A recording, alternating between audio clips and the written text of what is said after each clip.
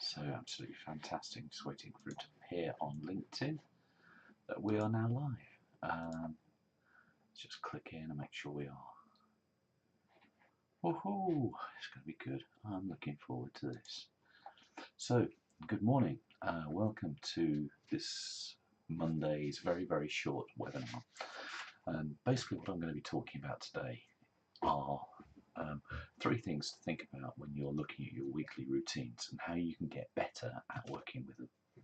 So we're now live on LinkedIn, and unlike last week, I have remembered to turn my camera on. So forgive me, you can see me now. And last week I was concentrating so hard on the camera, and you missed it. So this week I'm going to have to try doubly hard to make sure that I'm in touch with you.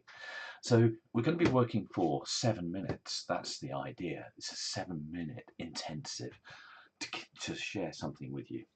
And this morning I'm going to be talking about 3 specific vertical ideas. Okay, I'm going to be talking about wants, needs, and imperatives. And what do I mean by these particular categories? I'll give you some examples as we work through the 7 minutes. Okay. So if we start thinking about what we're doing this week or what we're doing this month, here we are in just starting the 3rd week of April 2024. Oh wow, yeah. There's going to be some things that we need to achieve. Okay, these could be business performance aspects. They could be related to personal fitness. Say, for example, you're running a half marathon or a marathon, or you're coming up to doing a cycle ride. I think the London-Brighton cycle ride is on towards the 3rd week in June, 56 miles. You can't just jump, well, you can just jump on your bike if you're young and fit. But if you need to put some work into it to get ready, there is a need there for you to build up your fitness and get better. It could be that you need to lose some weight. It could be that you need to get into the garden to cut the grass. Okay, so there's lots and lots of things which drop into that category. But when we start looking at the definition of what that category is, we need to be a bit more certain. And this is where we throw in the word want. Okay, and this is really where we're starting. I want to is a motivator. It's something that I want to do. Now, this is a distractor, really, and this is the way that I view it. So a distractor, I want to go and get the latest tech bing because this is things that I love to play around with, and it's a great distraction. Is it adding any value to me in any shape or form? Satisfying some curiosity in my head, yes. But is it really satisfying any purpose? Arguably. That's how I like to justify it to myself. But it's not doing anything against my specific tasks and goals at this particular moment in time. So what I tend to do is I build up a list like this. I have the wants, I have the needs, and I have what I'm terming imperatives, okay? So the wants are things like, oh, I've just seen this new shiny thing over here, and I want to go and have a play with that. The needs are, this is something I need to do by, say for example, the end of next week. I need to complete my company tax returns. I need to update my social profiles. I need to, you get what I'm saying. What we tend to find is this is an emotional space. The want is an emotional space. The needs and the imperatives are things that drives our actions. The need turns into imperatives, and I'll share something else with you in a second. So if we think about the needs and the imperatives, what we've actually got here is a sense of priority that is going on. A need will turn into a priority. And what I'm tending to think about here is that this is the Eisenhower matrix, and it looks more complicated this morning because I've added a few more things in. What we've got here along the bottom, different people do it different ways. Urgent tasks that are urgent, okay, you've got low and you've got high, and you've got importance here, things that are low importance and high importance. And what we tend to find is that things that are in this box here and this box here tend to migrate into the top right hand corner and become more imperative. So overlaying my needs, my imperatives onto it, I find that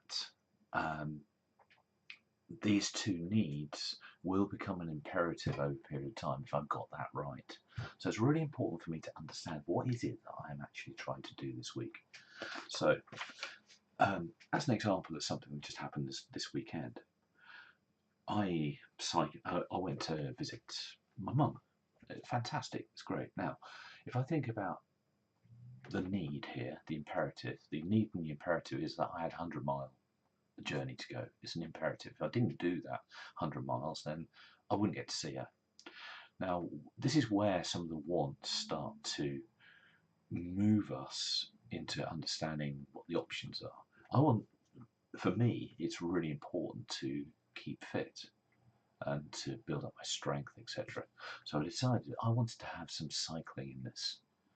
I'm also fairly conscious about what I'm doing in the planet, so I want to try and reduce my carbon footprint with the planet.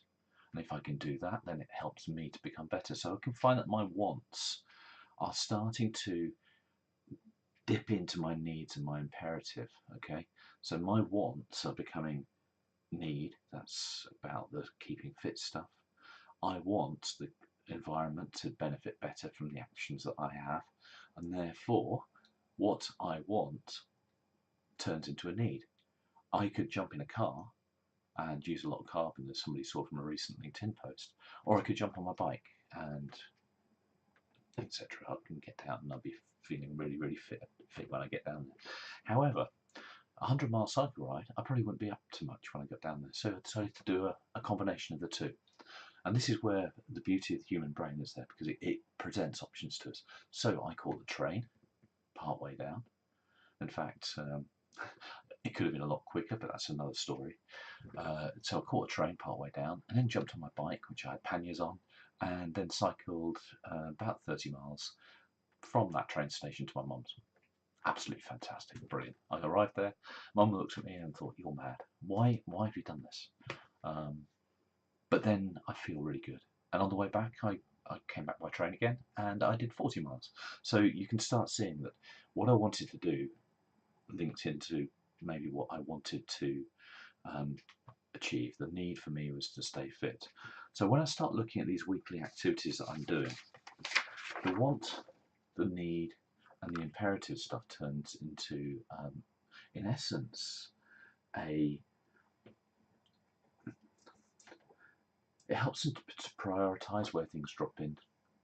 So some of the stuff which may be a need this week, I don't need to do. I haven't got a compelling deadline, but something could be an imperative which I absolutely need to, and it's an imperative that I complete this week. Drops in there. So therefore, that drops up my to-do list. Okay, so think about that this week. I've gone into a bit of detail there, a bit more than I normally would do, because it's really quite a simple concept. So we've got the wants, the needs, the imperatives. Think about how you can drop the wants to inspire the need and the imperatives. If you wanted to use the Eisenhower matrix to help you to prioritize even further, I'll drop something onto my website later on, which is where'smylunch.co.uk, which will help you to do that. And think about your week in that way, and that will really help you. So thank you very much for coming along today. I will now disappear off and you can go and have your day back. Absolutely fantastic. Thank you.